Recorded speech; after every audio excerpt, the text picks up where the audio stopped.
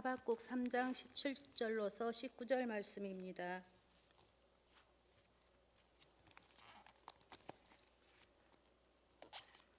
비록 무화과 나무가 무성하지 못하며 포도나무에 열매가 없으며 감람나무에 소출이 없으며 밭에 먹을 것이 없으며 우리의 양이 없으며 외양간에 소가 없을지라도 나는 여호와로 말미암아 즐거워하며 나의 구원의 하나님으로 말미암아 기뻐하리로다. 주 여호와는 나의 힘이시라. 나의 발을 사슴과 같게 하사 나를 나의 높은 곳으로 다니게 하시리로다. 이 노래는 지휘하는 사람을 위하여 내 수금에 맞춘 것이니라. 사울 왕에게도 그때가 있었습니다. 왕이 되기 전에 하나님이 1번이었던 그때, 하나님이 아니면 내 인생은 아무것도 남는 게 없습니다, 그렇게 고백하던 그때, 네가 왕위로 뽑혔다 그러니까 진보다리 속에 숨어가지고 안 나왔던 바로 그 겸손하던 하나님밖에 몰랐던 그때,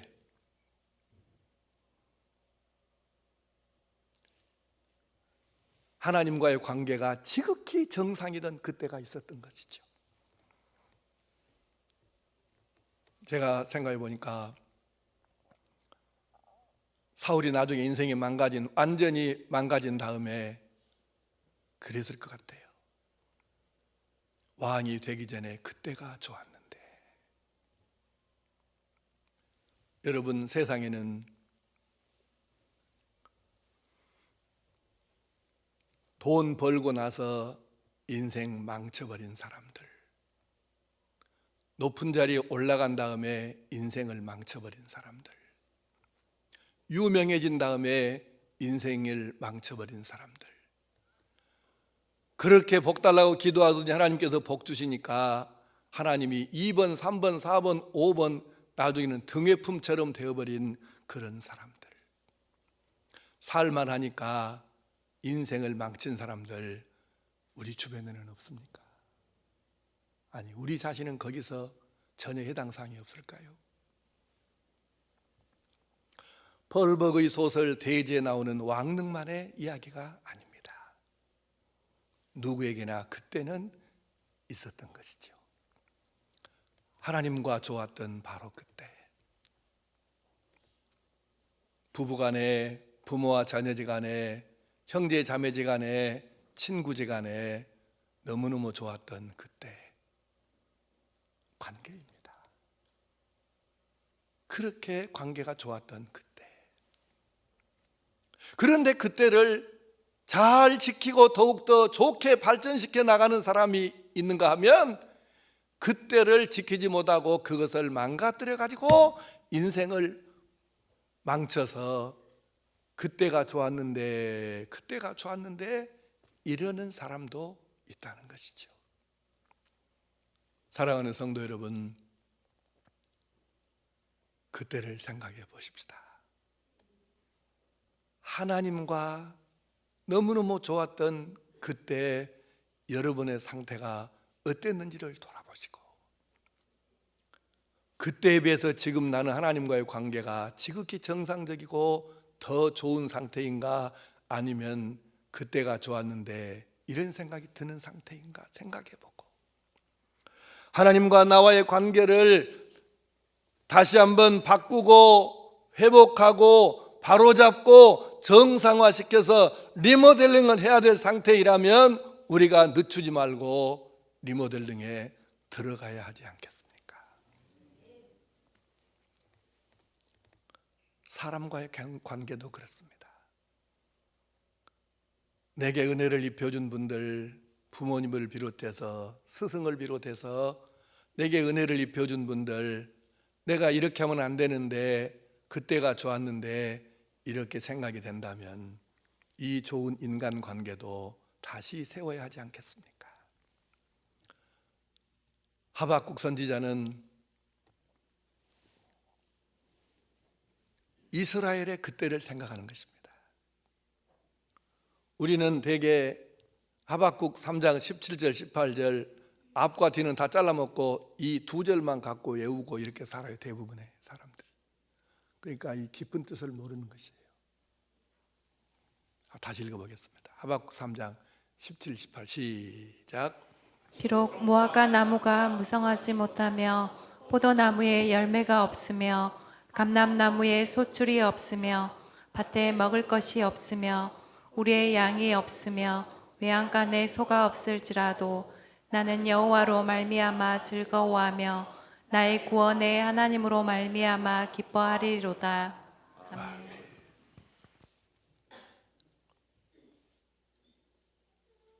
하박국은 선지자예요. 그러니까 얼마나 하나님을 잘 알겠어요. 얼마나 성경을 잘 알겠어요. 그런데 이스라엘 나라가 너무 어려운 상황에 빠지니까 이해를 못한 거예요. 하나님이 살아계시다면 왜 이 모양입니까? 이게 왜 이렇게 돼야 합니까? 그러고 막 하나님께 항의하고 따지고 막 이랬던 사람. 근데 하나님께서 말씀하신 거예요. 이놈아, 이게 다가 아니다. 너희들 내가 너희 앞에 생명과 사망, 복과 저주를 두어 선택하라고 하지 않더냐.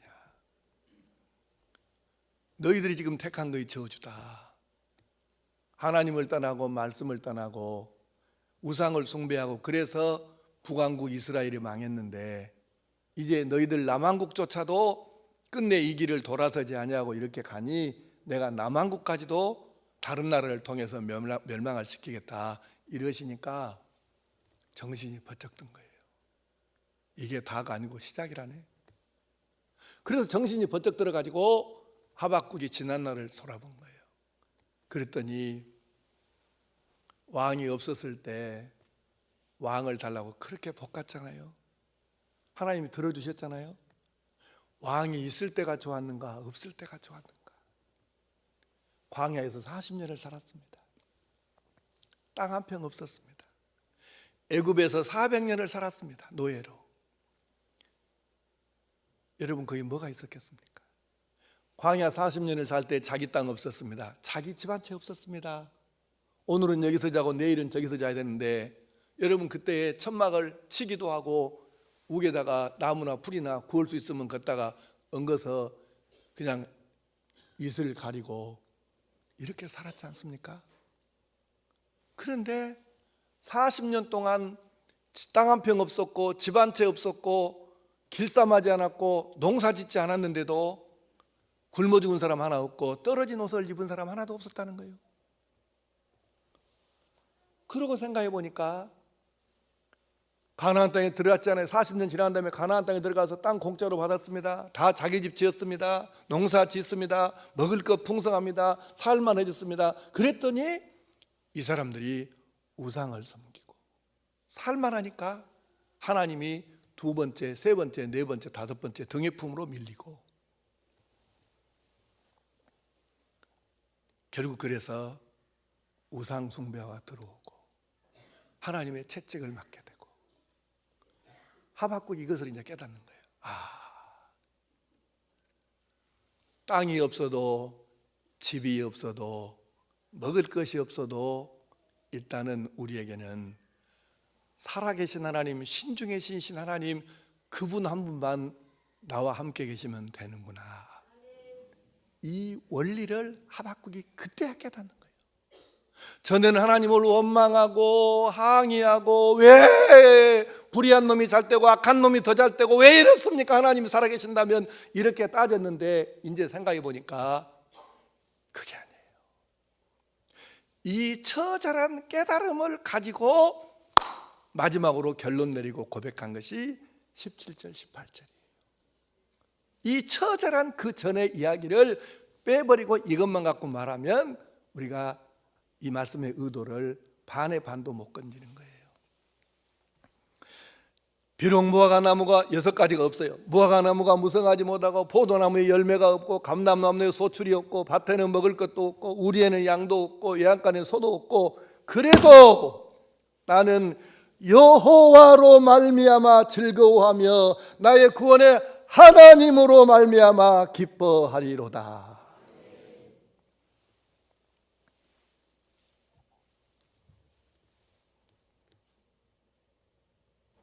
왕이 없었을 때 하나님과 직접 소통하면서 하나님이 직접 다 들으시던, 그래서 하나님과의 관계가 좋았을 때가 좋았다라는 것이죠. 광야 40년에 집 한 채 없고 땅 한 평 없고 방 안에 등물 넣어놓을 것도 없고, 그래도 만나를 먹고 살았고 메추라기를 먹고 살았고, 구름 기둥이 있었고 불 기둥이 있었고 반석에서 물이 나왔고, 내 것이라고 불리우는 것 하나도 없어도 하나님이 함께 하시면 이것이 모든 것이로구나. 이것을 깨닫는 순간에 나는 여호와로 말미암아 즐거워하고 하나님으로 인하여 기뻐하겠다. 사랑하는 성도 여러분,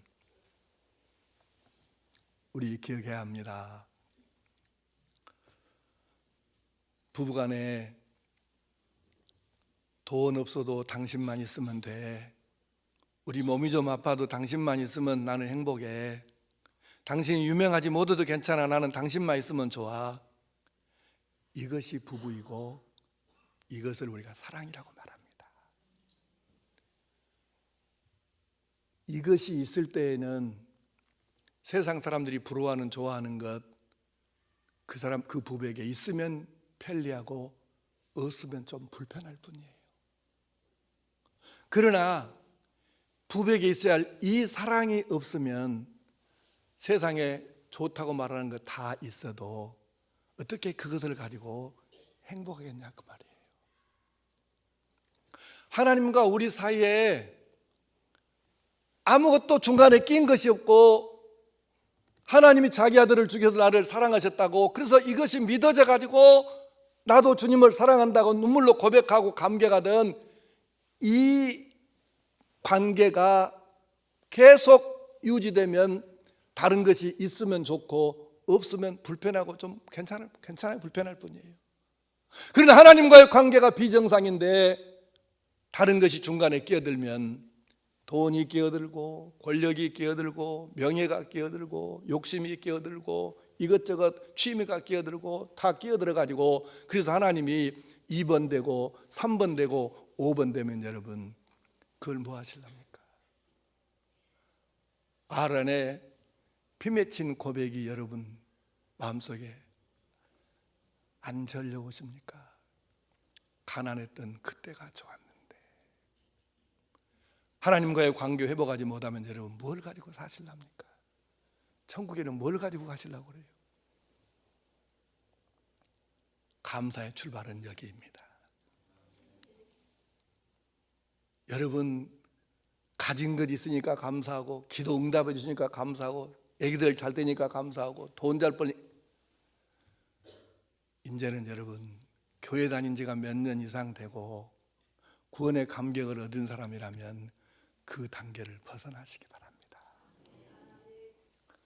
하나님과의 관계만 정상이면 사람들이 부러워하는 그것은 있으면 좋고 없으면 좀 불편할 뿐이에요.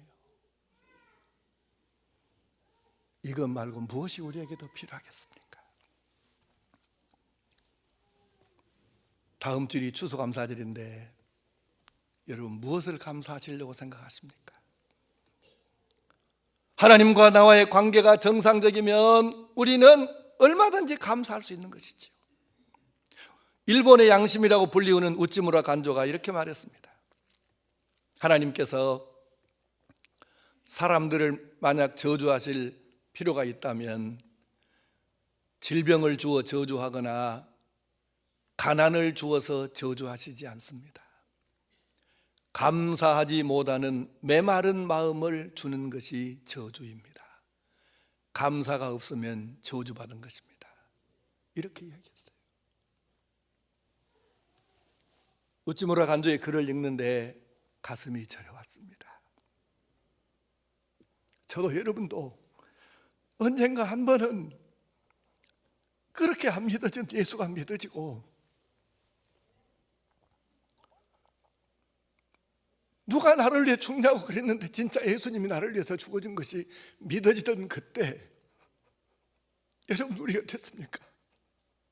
감격이 있었습니다. 두려운 건 아무것도 없었고 예수 한 분이면 다 될 것 같았습니다.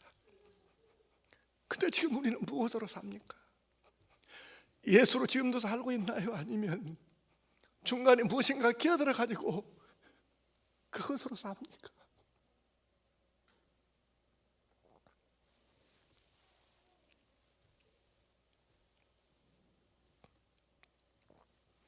우리는 하나님과의 관계가 정상이면 모든 것이 다 감사의 제목입니다. 아픈 것도 감사고 망한 것도 감사합니다. 왜냐하면 그래야 내가 하나님을 아무 긴 것 없이 밝게 볼 수 있으니까. 그러나 하나님과의 관계가 비정상이면 다른 거 다 있어도 여러분 우리가 뭘 가지고 주님 앞에 서겠습니까?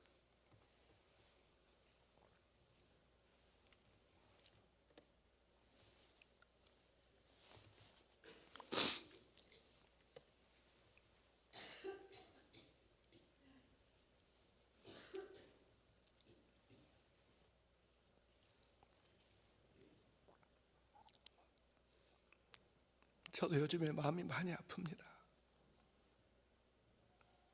예배당은 크게 지어놨는데 하나님과의 관계가 지금도 1번인지, 예수 때문에 살고 예수 때문에 행복하고 나는 예수님만 있으면 됩니다, 지금도 그렇게 사는 것인지,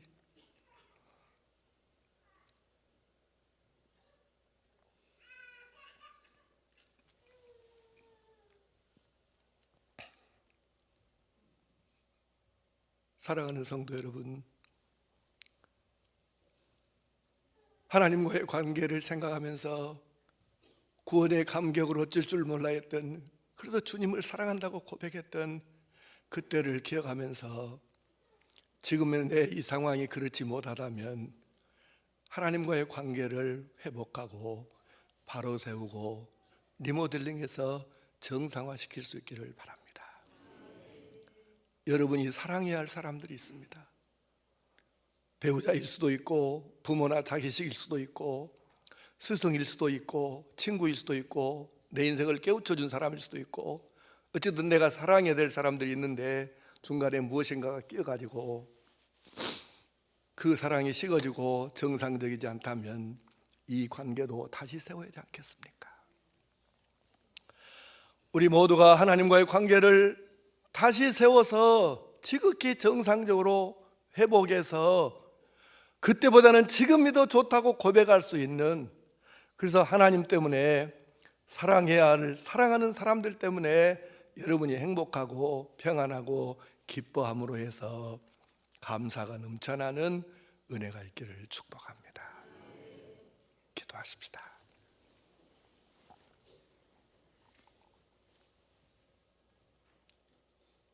아버지 하나님, 우리에게도 구원의 감격이 있어가지고 어쩔 줄 몰라하고 가슴이 뜨거웠고 방바닥을 기면서 주님을 사랑한다고 고백하던 때가 있었는데, 지금 그 감격으로 사는지 다른 무엇인가가 그 사이에 끼어들어가지고 엉뚱한 것에 정신 팔고 영혼을 팔고 살고 있지는 않는지 돌아보면서 하나님과의 관계를 정상화시킬 수 있는 저희 모두가 되게 하여 주시옵소서.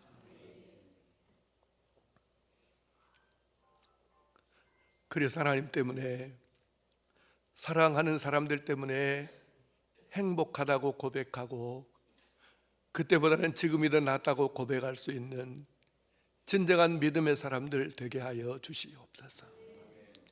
예수님의 이름으로 기도하옵나이다.